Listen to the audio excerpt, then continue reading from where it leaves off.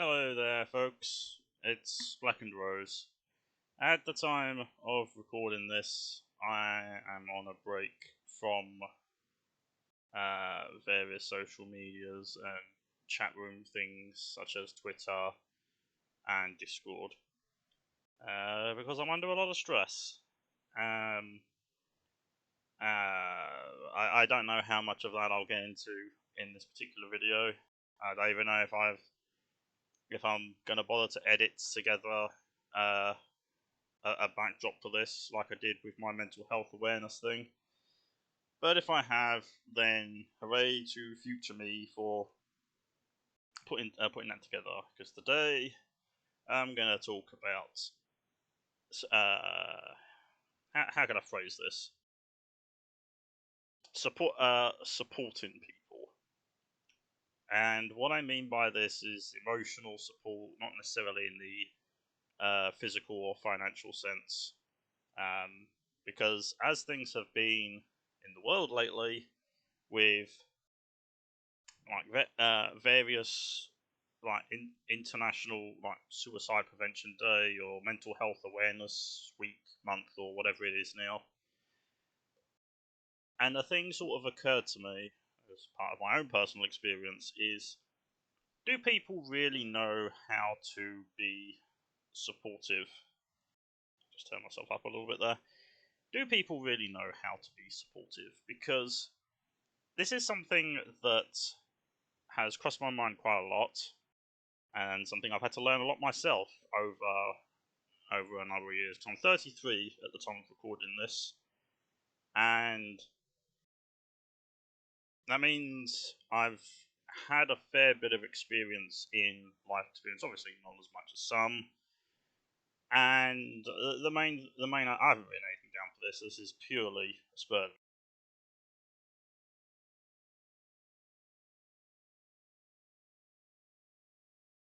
I I did take a course once that was supposed to be the lead up to being a counselor or like a therapist sort of thing. I don't really know what the difference is at this point, but I never pursued that.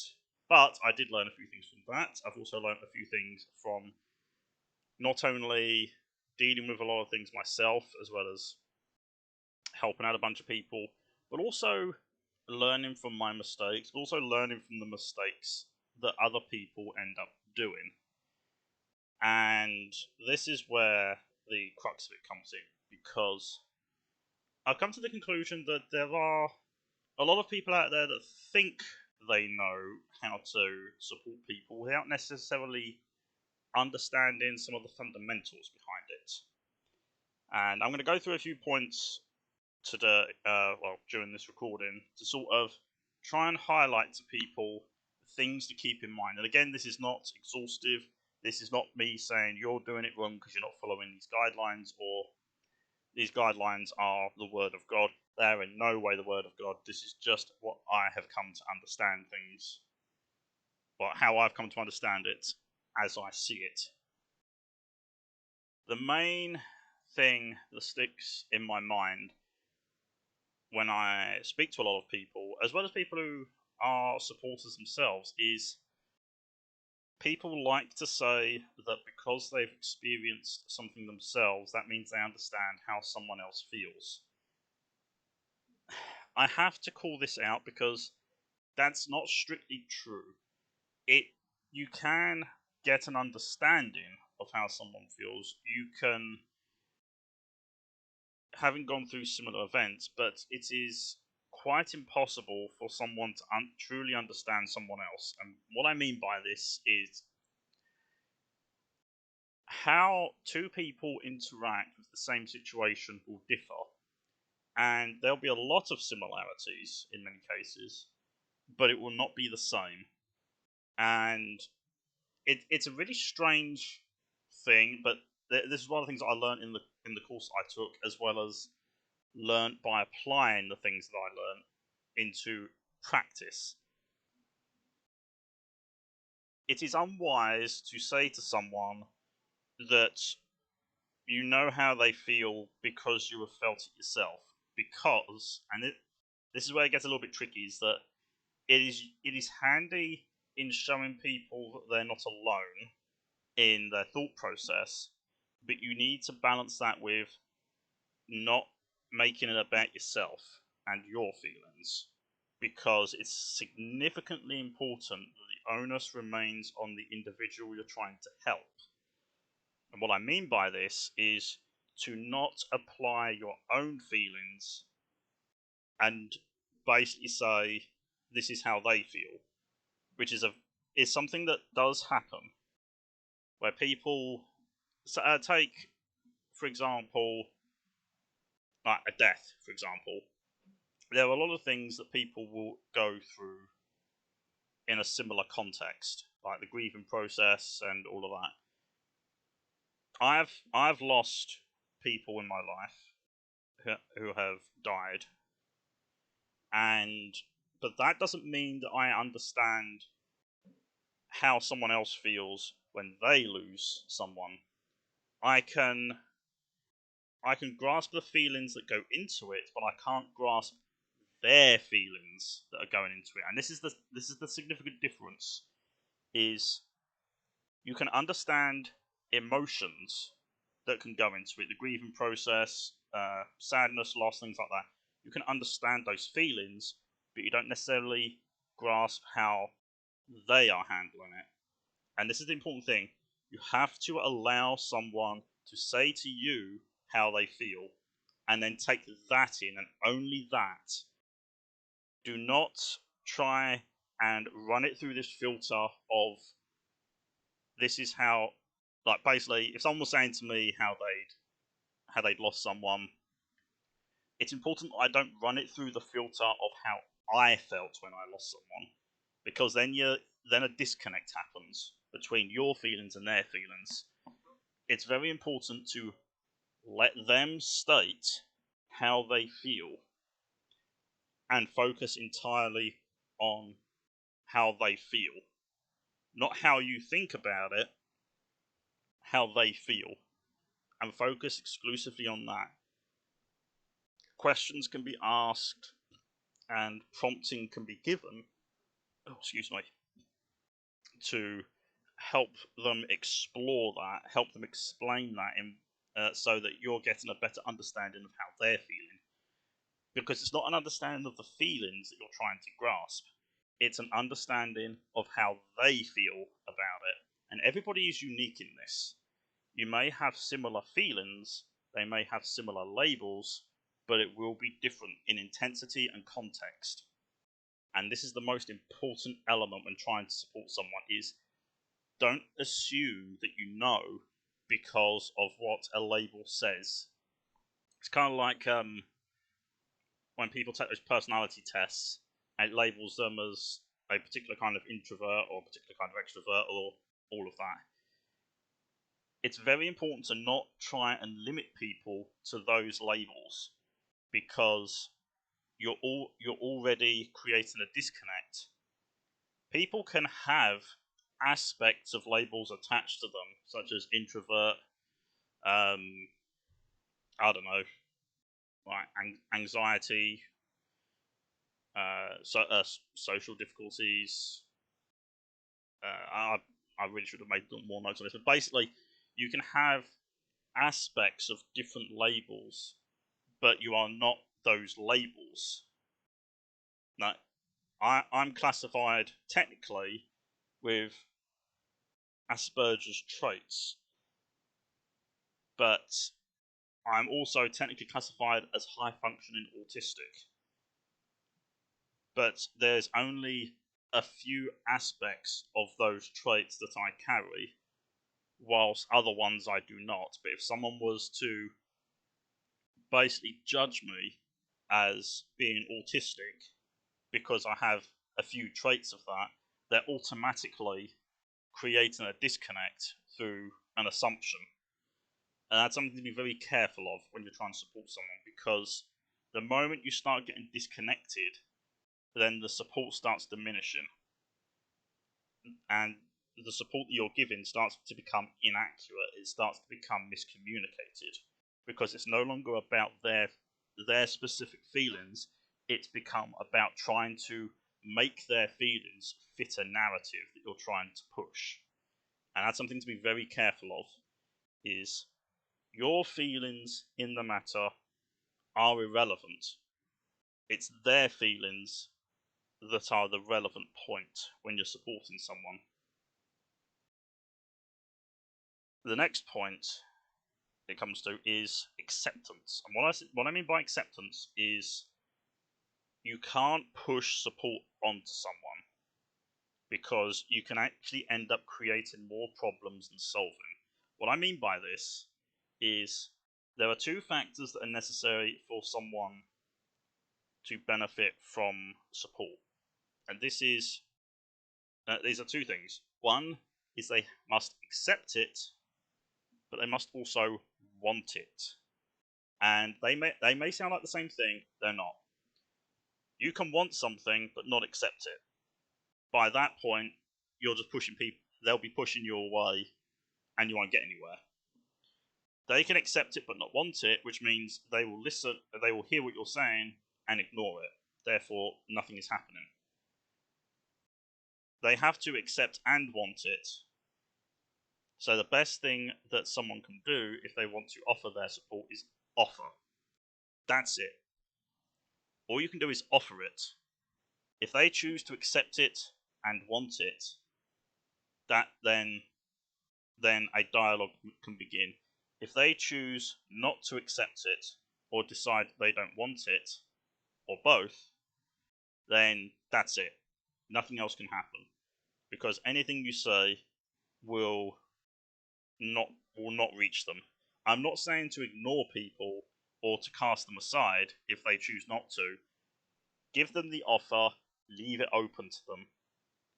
There have been numerous times in my life where I have offered support to people and they've turned it down, only for them to come back maybe like a few days later, a week later, even a month later, where they say, "Is that offer still open?" And I'll say, "Yes, still open.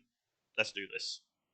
And that's the thing, is give them the offer, let them decide, and let them decide. Don't make them decide, let them decide.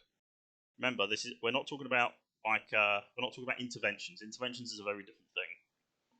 This is about supporting people, and well, yeah, that's it. It's about supporting people. One needs to be very sure of what they're doing, but they also need to be sure. They need to be a supporter needs to be sure of themselves, and this is a difficult one to gauge, because there have been moments when people have come to me and I've had to deal with some pretty serious shit. Like I'm not gonna go into people's individual stories, but I've had to handle self-harm situations. I've had to handle suicide attempts. Not everyone can handle that, and that's not your fault if you can't handle that. We all have our limits as people. We all have our limits as individuals. We are not obligated to offer our support to people. I'm not saying we shouldn't, because it's a great way for people to help each other, but it must be understood that people have their limits. There's only so much we can take. We have our own problems to deal with as well. If you feel that a situation is beyond your capacity to handle, it's not your fault for stepping away from that. Because there's only so much that you can take, and if a situation is getting serious where harm is actually possible and you can't handle that, much as people may dispute this, sometimes all you can do is try and point them to someone who can better handle it, like a professional, like professional numbers. Like if you're worried about people harming themselves, people like the Samaritans or suicide prevention lines and things like that, you can point that at them, because if it's outside of your capacity to handle, don't be afraid of that. It's better to point people in the right direction than to try and handle it yourself haphazardly and perhaps make it worse. Right? And this is where the other thing comes in, is that it's all about helping them. It's all about ensuring that they get what they need.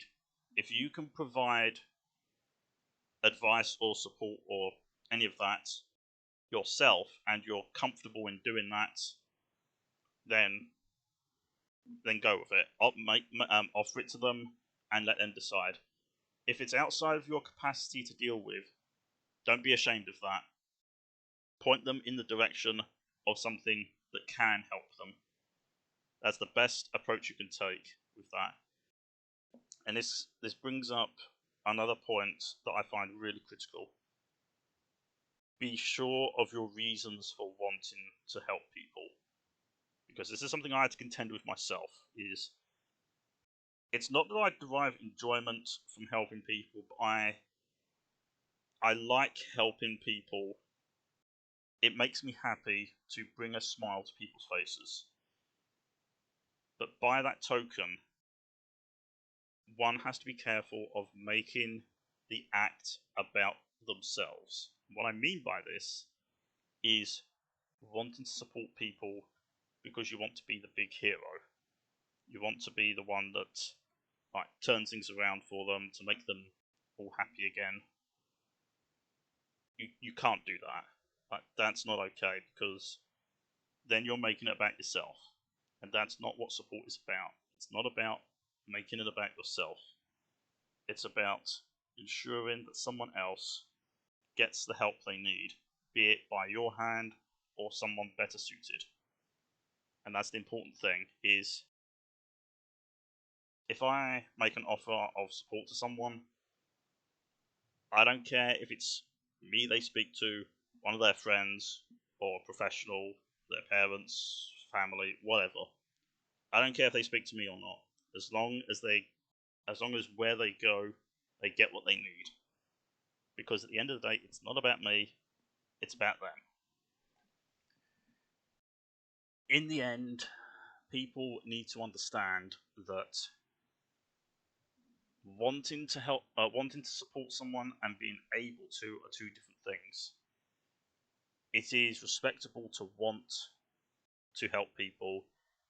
It is more respectable to know when to point someone in a direction that can better help them, that is not you.